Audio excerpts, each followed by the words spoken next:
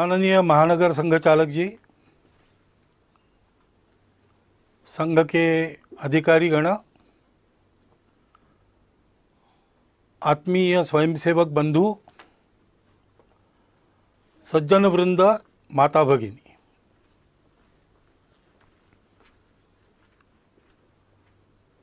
एक विशिष्ट परिस्थिति में आधुनिक तकनीकी का उपयोग करके पर्दे पर ये हमारी भेंट हो रही है। कोरोना की महामारी से सारी दुनिया जूझ रही है और उस बीमारी के साथ लड़ाई का एक अनिवार्य अंग है घर में बंद रहना, सारे काम धाम बंद करके बैठे रहना, घर में बंद रहकर जितना हो सकता है उतना करना।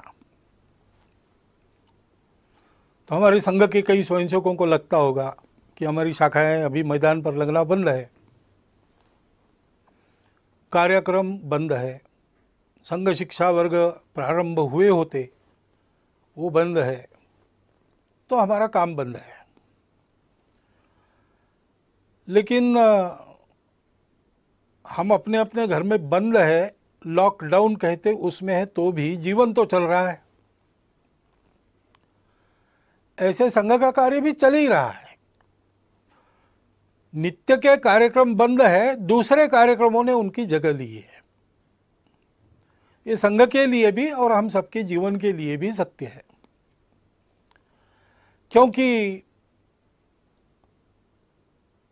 जीवन मनुष्य का, इसकी कल्पना क्या है? तो सारी दुनिया मानती है और संघ में भी हम लोग मानते हैं कि हम स्वयं अच्छे बने और अपने अच्छाई का उपयोग करके जग को अच्छा बनाएं, दुनिया को अच्छा बनाएं।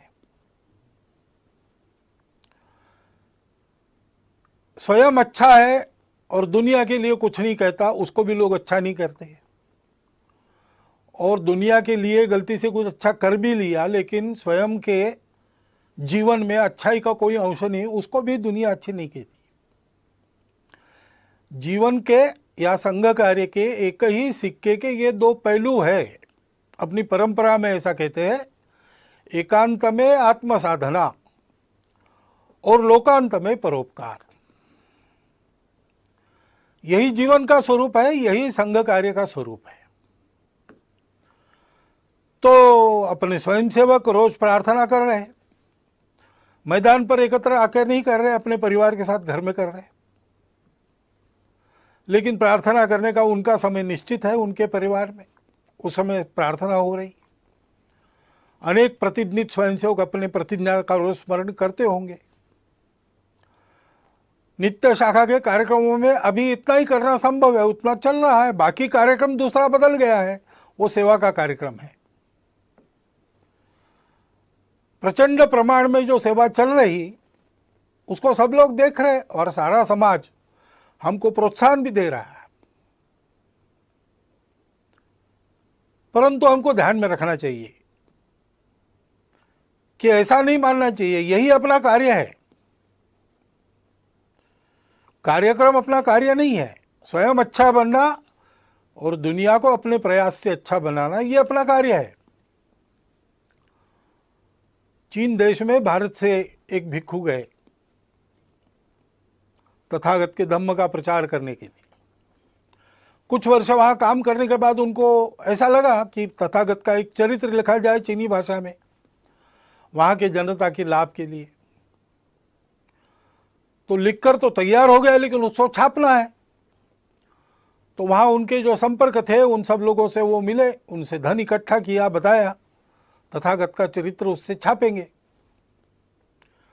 और सारा धन इकट्ठा होने के बाद छापने के लिए छापखाने में वो हस्तलिपि देना कल देनी है, तो आज रात में एक बड़ा भूचाल आ गया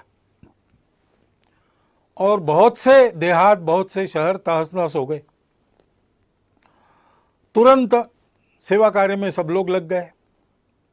तो पुस्तक के लिए जो धन लाया था उसका स्वाभाविक उपयोग लोगों की राहत के लिए हो गया, वो धन समाप्त हो गया। इसलिए सारा वो राहत कार्य पूरा होने के बाद फिर से भिक्खू ने सबको बताया कि धन तो दिया था आप लोगों ने, लेकिन वो ऐसे काम में हो गया खर्च, तो और एक बार धन संकलन। फिर से वैसा किया। फिर जब छाप खाने में जाना था, उसके पहले कुछ दिन एक बड़ी बाढ़ आ गई, फिर से राहत कार्य करना पड़ा, सारा संकलित धन उसमें व्यय हो गया। फिर जाकर लोगों को समझाया, लोग भी समझ गए, तीसरी बार धन संकलन हुआ। इस बार कोई आपत्ति नहीं, हस्तलिपि छापखाने में गई, मुद्रित होकर किताब तैयार हुई, किताब का धूमधाम से प्रकाशन हुआ, लोगों ने और उस किताब को बड़े श्रद्धापूर्वक खरीदा।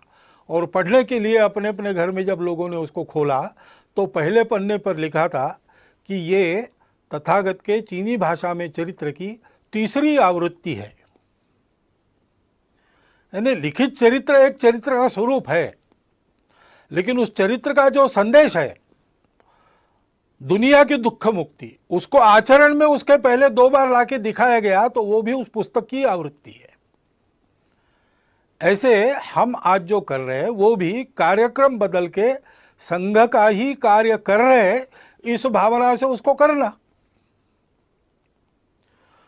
तो स्वाभाविक केवल संघ के लोगों के लिए नहीं, सभी के लिए कुछ बातें स्पष्ट हो जाती है।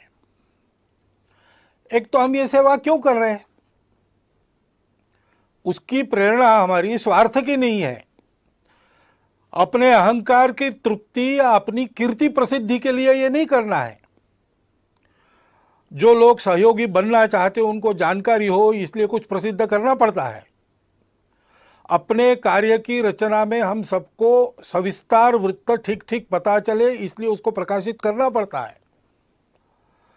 लोगों को प्रेरणा मिले, इसलिए भी ऐसे कार्य में आने वाले अनुभवों का लेखन प्रकाशन करना पड़ता है। परंतु अपना डंका बजाने के लिए हम ये काम नहीं कर रहे। हम काम कर रहे हैं, ये अपना समाज है, अपना देश है, इसलिए इस स्वार्थ, भय, मजबूरी, प्रतिक्रिया या अहंकार, इन सब बातों से रहित आत्मीय वृत्ति का परिपाक है यह सेवा। और इसलिए इस सेवा में हम लोगों को निरंतर लगना है, निरहंकार वृत्ति से लगना है, श्रेय दूसरों को देना है। और अभी ये जो विशिष्ट आपत्ति है, उसमें जो सेवा करनी है, उसमें लोगों का प्रबोधन भी करना पड़ता है, कई बातें बतानी पड़ती है। तो बताने का परिणाम तभी होता है जब हम उसका पालन करते हैं। और इसलिए कोरोना की महामारी के समय में अपने स्वास्थ्य को सुरक्षित रखने के जो जो नियम विहित है और हम लोगों को बताने वाले हैं, उन सबका पालन पहले अपने को करना है। वो पालन करते हुए भी हमको काम करना है। घर के बाहर निकलना पड़ेगा, लेकिन नियम बना है कि उसके लिए अनुमति चाहिए, लॉकडाउन है तो अनुमति पूर्वक ही काम करना, फिजिकल डिस्टेंस रखना है, अंतर रखना है, वो अंतर रखकर काम करना पड़ेगा। छोटी छोटी बातों में भी सहज रहकर स्वयं उसके पालन का उदाहरण बनकर हमको लोगों को बताना है। और हम ये कर सकते हैं। महामारी नई है, उसने कहर मचाया है, लेकिन उससे डर जाने की आवश्यकता नहीं है। डरने से काम नहीं होता, डरने से संकट का बल ज्यादा बढ़ता है। अपना संतुलन कायम रख के, मन में भय का लवलेश न रखते हुए, ठंडे दिमाग से कौन से उपाय करने हैं, कैसे करने पड़ेंगे, क्या क्या करना पड़ेगा, इसकी योजना बनाकर हम काम करते हैं तो वो काम यशस्वी होता है। आत्मविश्वास युक्त ऐसा अपना सुनियोजित प्रयास करना है, भय से रहित होकर, और सातत्यपूर्वक प्रयास करना है। क्योंकि ये बीमारी नहीं है, इसमें निश्चित क्या क्या हो सकता है इसके अनुमान लगते, जैसे जैसे अनुभव आता है वैसे ही पता चल रहा है। और इसलिए अब ये कितना चलेगा पता नहीं, जल्दी से जल्दी समाप्त हो ये पूरा प्रयास हम करेंगे, लेकिन जितने दिन चलेगा उतने दिन पीड़ित लोगों को राहत देने के और ये बीमारी न फैले उसके प्रयास जारी रखने पड़ेंगे। बीच में ही छोड़ दिया तो यशस्वी नहीं होंगे। एक आदमी सब तरफ से कंगाल हो गया, निराश हो गया,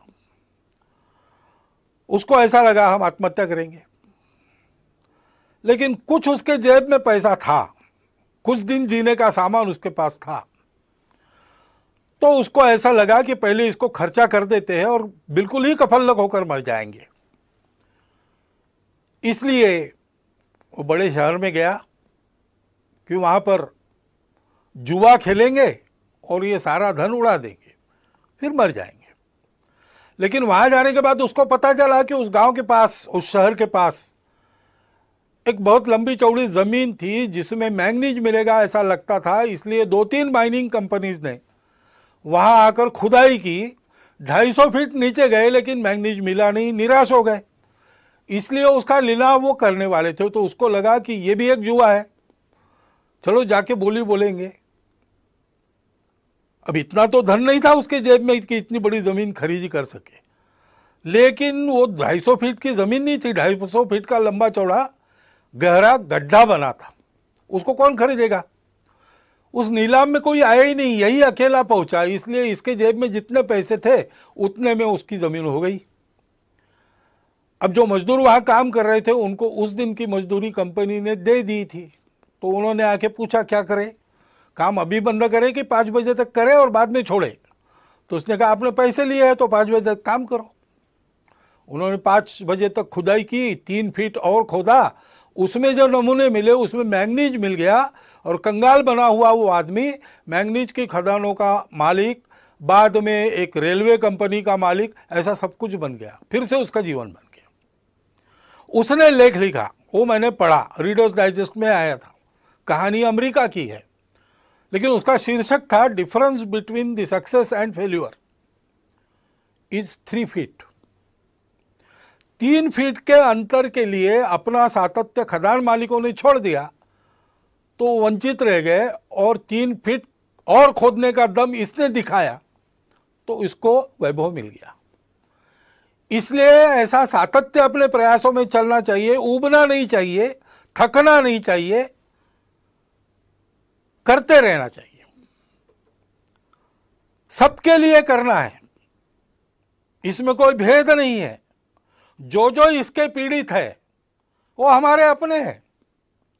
भारत ने तो जिन दवाइयों के और निर्यात पर बंदी लगाई थी दुनिया के हित के लिए, उसको हटाकर थोड़ा बहुत अपने तरफ नुकसान लेकर भी दवाइयां भेजी है। जो मांगेंगे उसको देंगे, क्योंकि यह हमारा स्वभाव है। हम मनुष्यों में भेद नहीं करते और ऐसे प्रसंगों में तो बिल्कुल नहीं करते। सब अपने हैं, जो जो पीड़ित है, जिसकी जिसकी आवश्यकता है, उन सब की सेवा, जितनी अपनी शक्ति है उतनी सेवा करनी है। और ये सेवा करते समय कोई स्पर्धा तो है नहीं, अपनी कीर्ति फहराने के लिए दुनिया भर में हम काम नहीं कर रहे। इसलिए जो इस काम में लगे उन सबको साथ लेकर, उन सबके साथ रहकर काम करना है, सामूहिकता से काम करना है। इस प्रकार से हम सेवा करेंगे। लोगों को जो बताना है वो बताएंगे, लोगों से जो करवाना है वो करेंगे। आधार उसका होगा अपनत्व की भावना, स्नेह, प्रेम, वो अपने व्यवहार में दिखना चाहिए। काम अच्छा होना चाहिए। सेवा का काम है, उपकार तो है नहीं, हम अपने लोगों का काम कर रहे हैं, इसलिए वो उत्तम होना चाहिए, प्रेम से होना चाहिए। हनुमान जी के कार्य के बारे में ऐसा वाल्मीकि रामायण में कहा गया है, देवों ने उनकी स्तुति की एक प्रसंग पर, तब 4 उनके विशिष्टों का उल्लेख किया, धृति, दृष्टि, मति और दाक्ष, यानी दक्षता, सावधानी। सावधानी आवश्यक है। हम काम करेंगे लेकिन हम काम करते रहे, इसलिए काम करते करते हम बीमार न हो जाए। इसलिए आजकल आयुष मंत्रालय के द्वारा एक समर्थित काढ़ा है, उसको हमने रोज पीना चाहिए। बाकी मास्क लगाना, अंतर रखना, ये सारी बातें, हाथ धोना, स्वच्छता रखना, हम स्वयं चिंता करें कि हम काम करने लायक रहे। अपनी मदद जिनको वास्तविक आवश्यकता है उन तक पहुंचे। दूर तो लोग भी रहते हैं दुनिया में, वो हमारी मदद लेके चले न जाए। इसलिए बहुत सावधानी पूर्वक सजगता से काम करना पड़ेगा।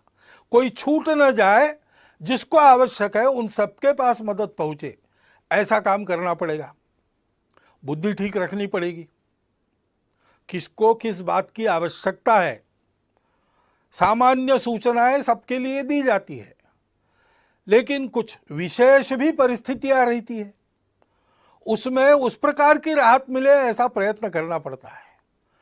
और इसलिए लीक में चलते हुए भी लीक का विचार कर चलना पड़ता है।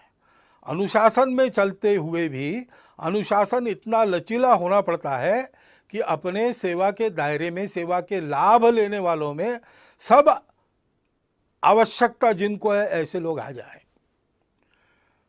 फिर दृष्टि की बात है, हम ये सब बताएंगे, ये सब करवाएंगे तो आदतें भी लोगों के ठीक रहे। आदतें ठीक न रखने के कारण भी ये बीमारियां आती है। तो ये अनुभव लोग ले रहे हैं, अब उनकी मनोभूमिका तैयार है, तो हमने अच्छाई का प्रचार प्रसार भी लगे हाथ करते रहना चाहिए। ये केवल कार्यक्रम नहीं है, इसमें से हम लोगों के जीवन को सुरक्षित कर रहे हैं और लोगों के जीवन को गढ़ भी रहे हैं। अपने पवित्र समाज का संरक्षण और सर्वांगीण उन्नति, ये हमारी प्रतिज्ञा है। और इसलिए उस दृष्टि को ध्यान में रखकर हमको काम करना है और धैर्य रखना है। कितने दिन ऐसा करके नहीं होगा, जब तक पूरा नहीं होता तब तक करते रहना है, सतत करना है। ऐसा करते रहना, और ऐसा करते रहते समय ये जैसे गुण है हनुमान जी से, वैसे विदुर नीति में एक बात बताइए दोषों को टालने की। षट दोषा पुरुषेणेह हातव्याम भूतिमिच्छताम। जिस पुरुष को अपना वैभव चाहिए, अपना विजय चाहिए, अपना प्रभाव चाहिए, अपनी खुशहाली चाहिए, उसको 6 दोषों का हनन करना पड़ता है, उनको दूर करना पड़ता है। वो कौन से है? निद्रा, तंद्रा, भय, क्रोध, आलस्यम, दीर्घ सूत्रता। आलस्य और दीर्घ सूत्रता काम की नहीं है। तत्परता चाहिए।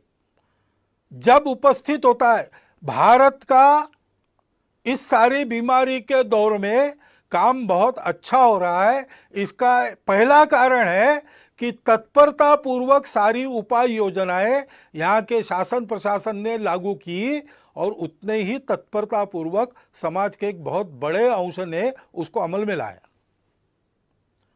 तो आलस्य नहीं किया, दीर्घ सूत्रता नहीं दिखाई। इसको ध्यान में रखना चाहिए। वो तत्परता अपनी कायम रखनी चाहिए। निद्रा, तंद्रा यानी असावधानी, काम करते करते धुन लग जाती है, उसको तंद्रा कहते हैं। धुन लगना अच्छा है, लेकिन तंद्रा अच्छी नहीं, क्योंकि उसमें विचार नष्ट होता है।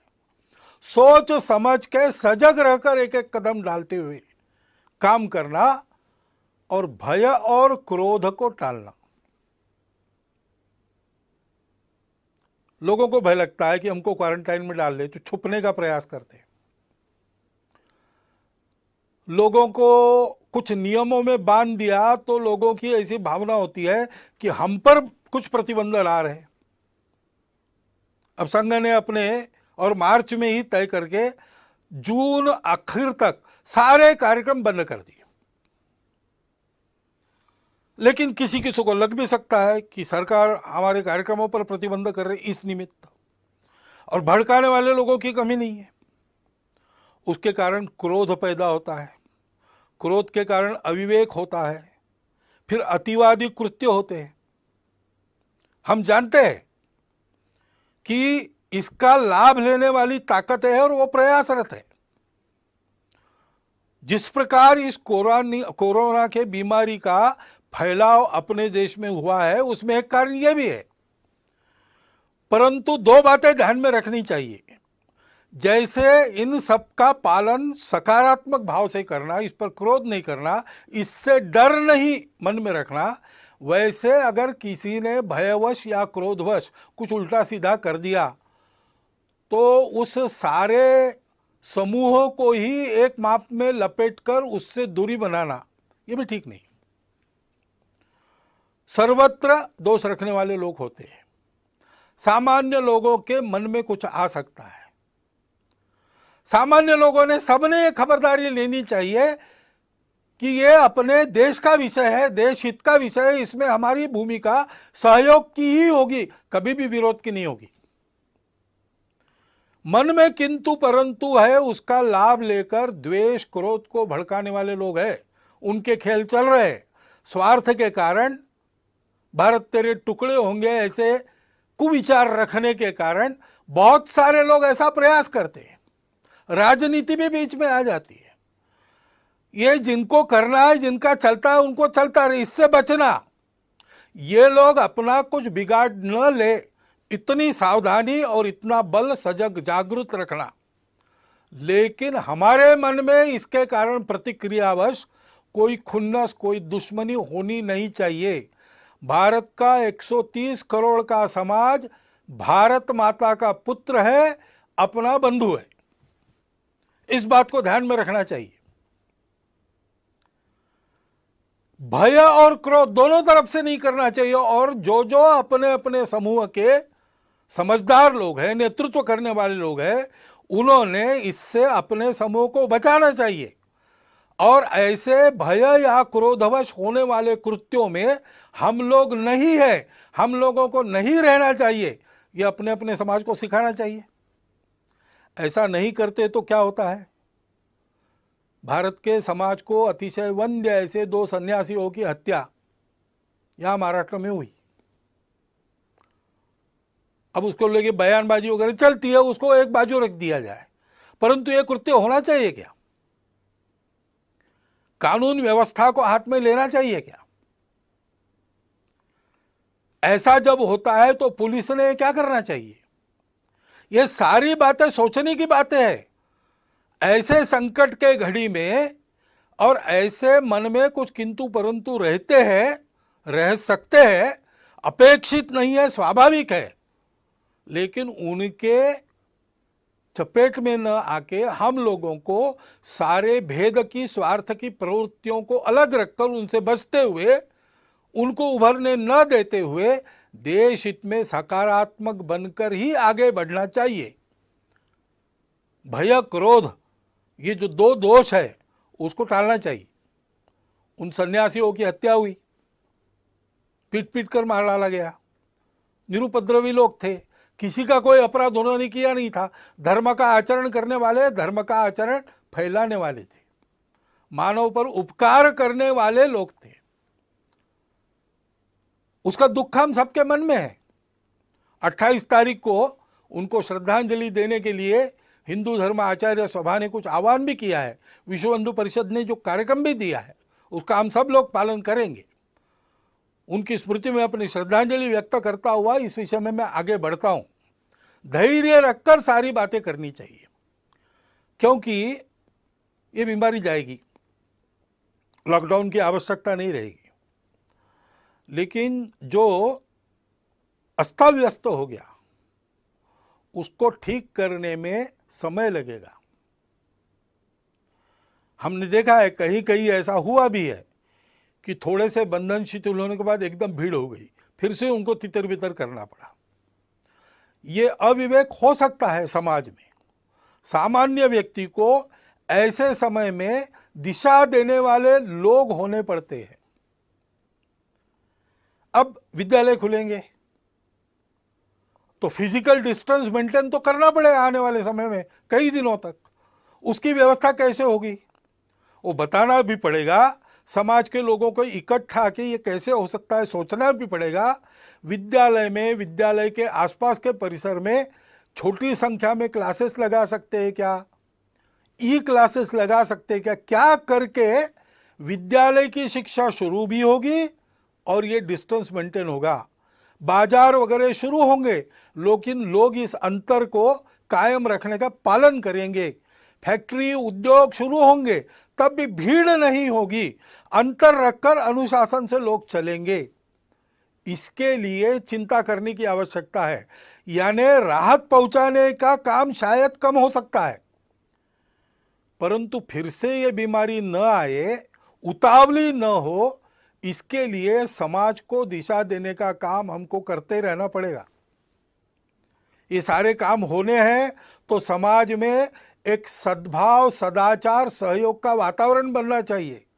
समाज के सारे जनमान्य लोगों को इकट्ठा करके उनके द्वारा ये बात करवानी होगी, संवाद रखना पड़ेगा। अनुशासन पालन के बारे में स्वयं का उदाहरण और उपदेश उन लोगों को रखना पड़ेगा। उसके लिए उनके साथ भी बात करनी पड़ेगी। लोगों की क्षमता, प्रतिकार क्षमता बढ़े। कई आयुर्वेदिक उपाय है, योग है, व्यायाम है, तरह तरह के प्राणायाम है। उपाय तो अपना स्वास्थ्य मंत्रालय भी बता रहा है और जगह जगह के चिकित्सक भी बता रहे हैं। उसका नित्य नियमित आचरण करने का एक क्रम कुटुंबों में चलना चाहिए। कुटुंबों में संस्कार का वातावरण होना चाहिए। शांत दिमाग से किसी भी भय यानी पैनिक के चपेट में हम ना आते हुए जो करना है वो कर्तव्य ठीक से करना, इस प्रकार का स्वभाव बनने के लिए कुटुंब में भी उस प्रकार के स्वभाव का संस्कार होना चाहिए। इसके हमको प्रयास करने पड़ेंगे और प्रयास में वही क्रम रहेगा। हमको उदाहरण बनना पड़ेगा, हमको समुपदेशन करना पड़ेगा, हमको अपनी सेवा से सबको जोड़ना पड़ेगा और सबका सहयोग जुटाना पड़ेगा। ये बीमारी पहली बार आई है इस प्रकार की सारे दुनिया में एक साथ। शायद ही पिछले और कुछ शतकों के इतिहास में विश्व पहली बार ऐसे संकट का सामना कर रहा है। तो संकट तो है और हम लड़ तो रहे, लेकिन ये संकट कुछ सिखा भी रहा है। जैसे प्रधानमंत्री ने ही पिछले दिनों में कहा सरपंचों को कि ये संकट हमको स्वावलंबन की सीख दे रहा है। तो कई ऐसी बातें भी आ रही, क्योंकि ये संकट जाएगा, जो अस्ता व्यस्त हो गया उसको यथावकाश हम ठीक कर लेंगे, लेकिन इस संकट के अनुभव में कुछ सत्य फिर एक बार उजागर होके हमारे सामने जो स्पष्ट खड़े हैं, उनसे पाठ लेकर, बोध लेकर अपने जीवन की रचना को उसके अनुसार परिवर्तित करने का एक बड़ा काम, एक तरह से राष्ट्र पुनर्निर्माण का जो काम चल रहा है उसका अगला चरण, उसको परिणाम में लाना पड़ेगा। और बहुत से लोग शहरों से चले गए अपने अपने गांव में, सबके सब वापस आएंगे क्या? जो गांव में रह जाएंगे उनको रोजगार की क्या व्यवस्था होगी? जो वापस अपने काम पर आएंगे उन सबको काम देने की उद्योगों की या उनके मालिकों की स्थिति होगी क्या? क्योंकि उनके भी सारे कारोबार ठप पड़े। ऐसी अवस्था में इनका रोजगार भी कायम रहे और उस समय के सीमित साधनों में सब चल सके, इसके लिए सबको कुछ न कुछ छोड़ना पड़ेगा। उसके लिए मन की तैयारी करनी पड़ेगी, समझदारी बरतनी पड़ेगी, उसका भी उपदेश करना पड़ेगा, उसको भी समझाना पड़ेगा। और अगर स्वावलंबन ये इस आपत्ति का संदेश है, तो स्वावलंबन में अपना स्व क्या है? उस स्व आधारित तंत्र का अवलंबन हमको करना पड़ेगा। कम ऊर्जा खाने वाला, रोजगार मूलक, पर्यावरण को न बिगाड़ने वाला ऐसा विचार हमारे ही पास है। उसके आधार पर एक युगानुकूल रचना अपने अर्थनीति की, अपने विकास नीति की, अपने तांत्रिकी की हमको करनी पड़ेगी। आधुनिक विज्ञान के आधार पर इसमें जो जो अद्यतन सहायक होता है वो लेते हुए परंपरा के आधार पर जो आज सुसंदर्भित है, इस संकट के कारण फिर से एक बार हमको याद आ रहा है, उन दोनों को मिलाते हुए हमको एक नए विकास के मॉडल का निर्माण करना पड़ेगा। हमको करना पड़ेगा, यानी कौन करेगा? शासन को विचार करना पड़ेगा, प्रशासन को विचार करना पड़ेगा। लेकिन मात्र इन दोनों के करने से नहीं होता, समाज को भी इसमें कुछ करना पड़ता है। समाज को स्व का अवलंबन करना पड़ेगा। यहां की बनी वस्तुएं जहां तक संभव है उन्हीं का उपयोग करेंगे। यहां जो बनता नहीं, बिना उसके जीवन चलता है तो बिना उसके चलाएंगे। जीवन के लिए आवश्यक है तो अपने शर्तों पर लेंगे, कम से कम उपयोग में चलाएंगे। ऐसी बहुत सी बातें अपने नित्य व्यवहार में लानी पड़ेगी। अपने अपने व्यक्तिगत और परिवार के व्यवहार में हम लोगों को स्वदेशी का आचरण करना पड़ेगा। स्वदेशी का आचरण करने के लिए स्वदेशी के उत्पादन उपलब्ध करने पड़ेंगे, और स्वदेशी के उत्पादन उत्कृष्टता के मामले में बिल्कुल 19 न हो, ऐसी गुणवत्ता उत्पन्न करनी पड़ेगी। उद्योजक, निर्माता, कारीगर सभी को इसके बारे में सोचना पड़ेगा, और समाज को स्वदेशी पर दृढ़ होना पड़ेगा।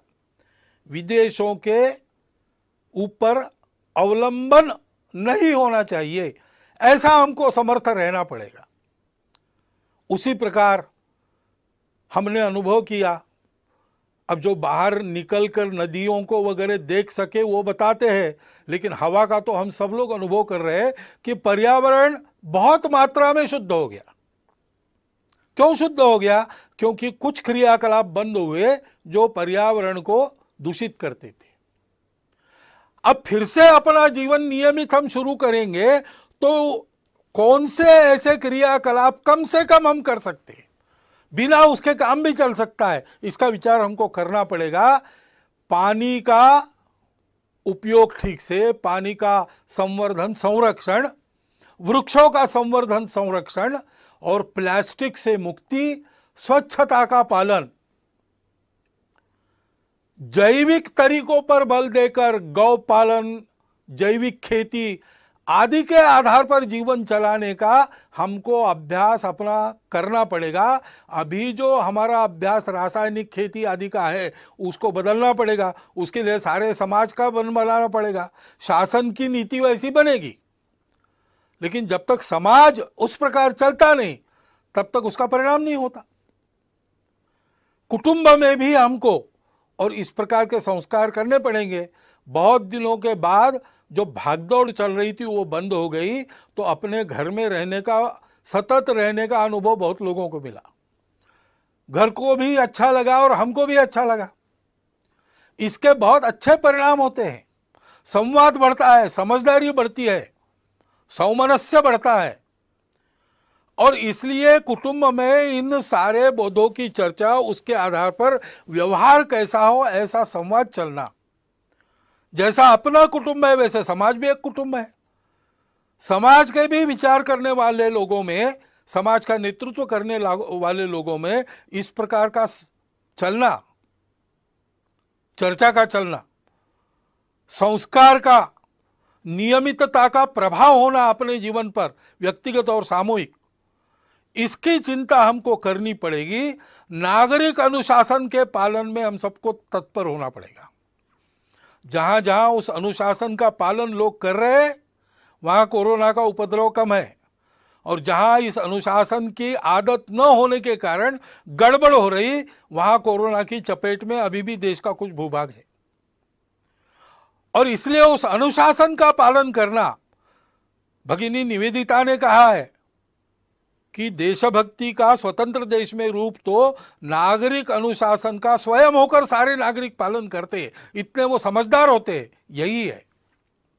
डॉक्टर अंबेडकर साहब ने भी संविधान प्रदत्त करते समय जो भाषण संसद में किए थे उसमें इस प्रकार की कानून व्यवस्था, नियम आदि का पालन करने पर बहुत जोर दिया गया है। हमको अपनी इस आदत को और ताजा और धार वाला करना पड़ेगा। उसी प्रकार समाज में सद्भाव का वातावरण, सहयोग का वातावरण, शांति का वातावरण बनाना पड़ेगा। शासन तो संस्कार मूलक शिक्षा नीति जल्दी लाएगा, लाना पड़ेगा उनको, क्योंकि ये सारे काम शासन की नीति, प्रशासन का नीति को ध्यान में रखकर समाज को अपना मानकर अमल करने का तरीका और समाज का आचरण से सहयोग, इन तीनों बातों के एकत्र आने के बाद ही संभव होता है। तो शासन जैसे अपने प्रशासन को समाजोन्मुख करेगी, राजनीतिक लोग अपनी राजनीति को स्वार्थ मूलक से हटाकर देशहित मूलक बनाएंगे, शिक्षा जैसा संस्कार देने वाली परिवर्तन अपने आप में करेगी, वैसे हम सब लोगों का व्यवहार भी वैसा होना पड़ेगा। भविष्य के लिए भी यह संकट बहुत कुछ बताकर जा रहा है, उसका विचार करके हमको अपने जीवन के नए मानक का विचार करते हुए उसको आचरण में लाना पड़ेगा। हम सब लोग मिलकर आत्मविश्वास से इस अपने देश और अपने समाज के अपनत्व को मन में रखकर इस देश को इस संकट से निकालकर सारे विश्व की मानवता का नेतृत्व करने वाला देश बनाने के लिए आत्मविश्वास पूर्वक प्रयत्नों का, परिश्रमों का सातत्य अपने कर्तृत्व में रखकर फिर एक बार हमको सक्रिय होना पड़ेगा। इसकी आवश्यकता है।